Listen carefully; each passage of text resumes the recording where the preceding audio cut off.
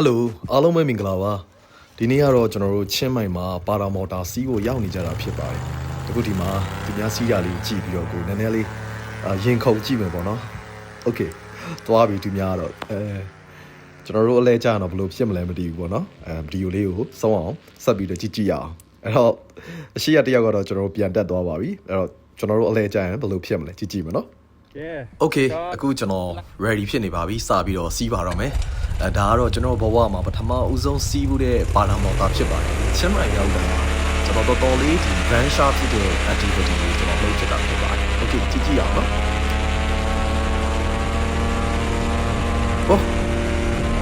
တော်တော်လေးမြန်တယ်စပြီးတော့တက်ပါတော့မယ် Okay အရှိန်ကတော်တော်လေးပြင်းလာပါတယ်ကျွန်တော်တို့ရဲ့ဒီလေမော်တာတန်းကကျွန်တော်နားတော့ဆူလို့တော့နောက်တစ်ခေါက်ဘောနော်စီးမဲ့လူတွေဆိုလို့ရှိရင်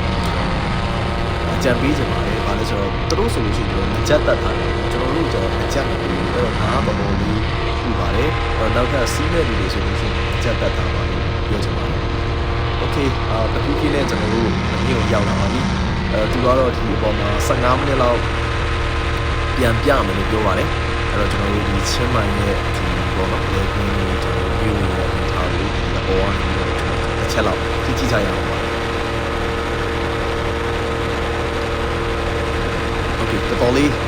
မြို့ကိုရောက်လာပြီဖြစ်ပါတယ်အဲ့တော့ကျွန်တော်တို့နောက်ဗီဒီယိုလေးလည်းတစ်ချက်လောက်ကြည့်လိုက်ပါမယ်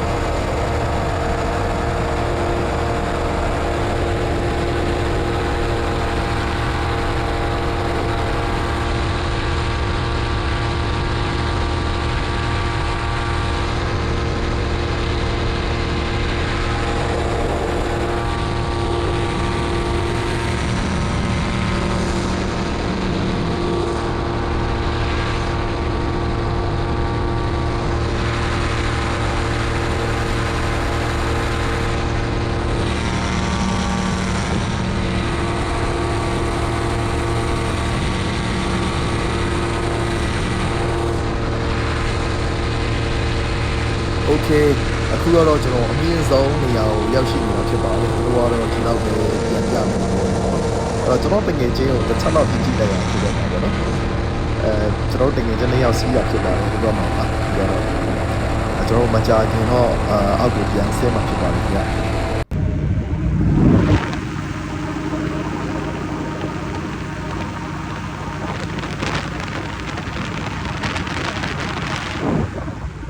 Okay အခုကတော့ကျွန်တော်တို့အောက်ကိုစပြီးတော့ဆင်းมาတော့မယ်ခင်ဗျအဲ့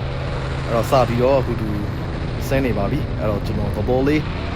စိတ်လှုပ်ရှားနေပါတယ်ခင်ဗျအဲ့တော့အောက်ကိုဆင်းတဲ့အချိန်မှာဆိုကျွန်တော်တော်တော်လေးဒီပါရာမော်တာတော်တော်လေးလှုပ်တော့ဘောနော်ဟိုဘက်တစ်ဘက်ကိုတော်တော်လေးစောင်းပါတယ်ကြောက်ဖို့အရန်ကောင်းပါတယ်ခင်ဗျအဲ့တော့စပြီးတော့ကျွန်တော်တို့မြေပြင်ကိုဆင်းနေပါပြီအခုလိုအားလုံးပဲ like ကြည့်ပေးတဲ့အတွက်ကြောင့်ကျေးဇူးအများကြီးတင်ပါတယ်ကျွန်တော်ရဲ့ YouTube channel ကိုလည်း like and subscribe လေးတစ်ချက်လောက်လုပ်ထားပေးပါဦးကျွန်တော်ရဲ့ live travel lifestyle နဲ့ကျွန်တော်တို့ဒီ income တွေကိုဘယ်လိုရှာခဲ့လဲဆိုတော့ income source ကိုနောက်ပိုင်း video မှာဆက်ပြီးတော့ပြင်ပေးမှာဖြစ်ပါတယ်အားလုံးကျေးဇူး